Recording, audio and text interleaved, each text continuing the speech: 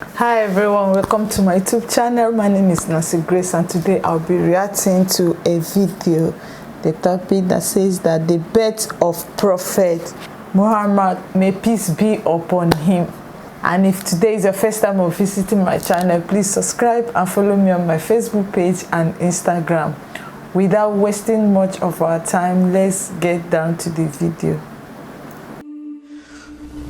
Let us now move on to the issue of the birth of the Prophet ﷺ. We spoke about Abdul Muttalib and his ancestors. We now get to the Prophet ﷺ's direct and immediate parents, and these are of course Abdullah and Amina.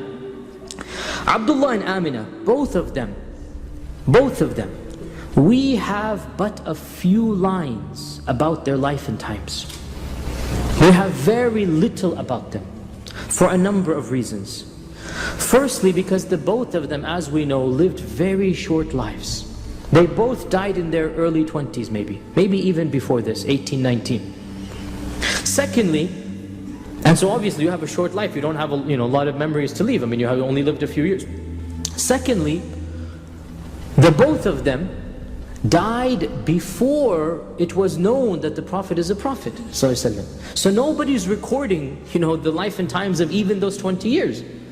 These are regular people of Quraysh. They might be noble, they might be good, but there's no prediction that these are going to become the parents. Thirdly, when the Prophet ﷺ becomes a prophet, it's already been 40 years, right, since his parents have died. And by the time he gets to Medina, 53 years. By the time he himself passes away, 63 years. Who's alive to remember what happened 63 years ago? Right? So when Islam finally reached izzah, power, when Islam finally became stable, who is living to remember those early days of Islam? Abdullah, as we know, was the one whom Abdul Muttalib was about to sacrifice. I already told you the story that he was saved. Right after this, immediately after the saving of Abdullah, Abdul Muttalib decided that he needed to choose a bride for his son. According to one report, he was 18 years old at the time. And one version says he was 20, 25 years old. But he was a young man, so a young man at the time. And Abdul Muttalib chose for him the daughter of the chief of the Banu Zuhra. The Banu Zuhra were one of the tribes of the Quraysh. We said many times, and the average Muslim is unaware of this, Quraysh is a big tribe. Within it are many small sub-tribes. We have to memorize this. So the chief of the Banu Zuhra had a daughter by the name of Amina. His name was, of course, Wahab. And so Abdul Muttalib proposed on behalf of Abdullah. Abdul Muttalib proposed to Amina binti Wahab on behalf of Abdullah. And this proposal took place shortly before the caravan season, when the caravans were about to depart to Syria. Shortly before that. And so Wahab agreed to marry his daughter to the son. So they were both chieftains, right? And so when you're the son of a chieftain, you want to marry the daughter of a chieftain. Abdul Muttalib is the chief of the Banu Hashim, and the chief of the Banu Zuhra is Wahab. And so the daughter of Wahab, Amina, and the daughter of Abdul Muttalib, Abdullah, they agreed to get married. So Abdullah got married to Amina just a few days before the caravan departed. And it is said that he barely spent 3 or 5 days with her before he had to go with the caravan. He spent barely a week with this new bride of his, and he then departed on the caravan, as you know, never to be seen again. So they had an extremely short marriage, because as soon as they got married, he had to leave for the caravan. On the way back from Syria, he fell severely ill with the caravan, and he was slowing the caravan down. And by the time they got to Yathrib, which was later to become Medina, he said to the caravan, I'm slowing you down. I have relatives in Yathrib. I will stay with them until I recover. You go back to Mecca. Question, who were his relatives in Yathrib? Abdul Muttalib's what? Mother. So that's his grandmother. It's his paternal grandmother. Now subhanAllah, notice Allah subhanahu wa ta'ala prepared some relationship with the Prophet in the city he would go to. And this is very rare. The Quraysh married amongst themselves. It's very rare for them to go to out of nowhere. Yathrib is not a city that is common for them, right? And yet Allah prepared this. There's a relationship with Yathrib. The Prophet says, and we're going to come to in 2 weeks, he visited Yathrib as a 6-year-old boy. because his mother wanted to take him there, right? So there's a relationship with the city. Allah has in His divine plan this prepared. And so Abdullah says, I have my cousins here in the tribe of Banu Najjar. I have my cousins here. I will stay with them until I recover. You go back to Mecca. By the time the caravan got back to Mecca, Amin is all excited. My husband's coming back. I want to tell him that I'm pregnant. And lo and behold, he's not with the caravan. So most likely Abdullah did not even know that Amina was pregnant. In fact, if we believe this version of the event, which is Ibn Sa'd, he could not have known because he was only with her for 4 days. So by the time the caravan comes back, she is told that he is sick and he should be coming in a few weeks after he recovers. And then the next news comes that he has in fact passed away in Yathrib. Whatever the sickness was, we don't know. He had passed away at a very young age, 22 years old. He passes away and he is buried somewhere over there. Nobody knows where he is buried. Nobody has ever discovered this, nor can anybody do it now, but he's buried somewhere in Yathrib. So Amina becomes a widow at the age of 18, 19, young age, maybe even younger than this, carrying the offspring of Abdullah. And the Prophet ﷺ is born in the famous year of the elephant. Pretty much we are confirmed now 2 things. The year of the elephant and a Monday. Okay, what is the year of the elephant? Difficult to date because we don't have any type of chronicles of the Abyssinians and what they did. But by and large, piecing together various factors that are beyond the scope of this, majority of historians say this corresponds to 570 of the Christian era.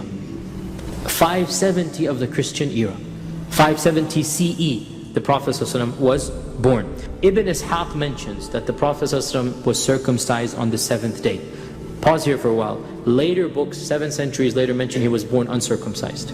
The first book mentions, factually, matter of fact, that his grandfather circumcised him on the 7th day. And this is, subhanAllah, there's nothing wrong with this. He is a normal child, born of a normal marriage, a normal birth. And so his grandfather circumcised him on the 7th day, and his grandfather Abdul Muttalib held a feast for him, and his grandfather chose the name Muhammad, which was a unique and unusual name. Some scholars say that this was an unknown name to the Arabs. And one group of scholars says, well, it was known, but it was not common. And this seems to be the stronger opinion. Because there are people whose references we have, whose name was Muhammad. But it was a very uncommon name. And there was nobody in Mecca by that name. Nobody in Mecca. So when people asked Abdul Muttalib, why are you calling him by a name that nobody knows?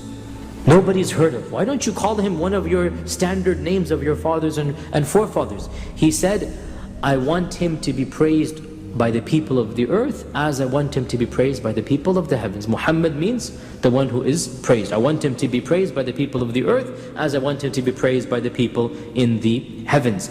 And when the Prophet ﷺ was born, the news spread amongst the Quraysh, and Abu Lahab, who was later to become an enemy, at this time of course he is an uncle, and of course he's always going to remain an uncle, but at this time he is not an enemy. Abu Lahab, who was one of the older uncles, by the way, because remember, there were 10 brothers, and Abu Lahab was born of another mother, no other full brother. Abu Lahab did not have any full brother. Abu Talib and Abdullah were full brothers, and others were full brothers. Hamza and others were full brothers. Hamza and Safiya were full brother and sister. Abu Lahab was his own. He didn't have any full. He was much older. So perhaps he felt a type of, I have to care for this offspring, this orphan, my younger brother died and whatnot. Perhaps he felt some sympathy, and so the girl that came running, the slave girl that came running to tell him that your son's brother has been born, or your son's offspring has been born, this girl, as soon as Abu Lahab heard the news, he told her, I set you free. I'm so happy, you're free. It was a slave girl. So he became so happy that just because she came with this good news, he set her free. It shows you he was so happy. And her name was Thuwayba. The first thing that we know of his life after his birth is the fact that his mother gave him to be raised in the desert. Now, this is something that is strange for many of us. Why would a mother give her newborn to be raised away from the house? In fact, this was a custom of the elite of the Quraysh. It was a custom of the nobility of the Quraysh. And they did this for a number of reasons. So this was a status symbol, if you like. It was something that they did as being a part of this tribe. Why did they do it? A number of reasons. First and foremost, wow guys, this is great.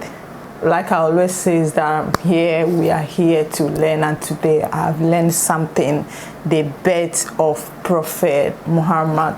I've learned something today, and I have learned how he was born, and also the meaning of his name, the one who is to be praised. I also learn and know today that from this video how he was being celebrated and how he was being loved, and how the grandmother and the father circumcised him and they celebrated him.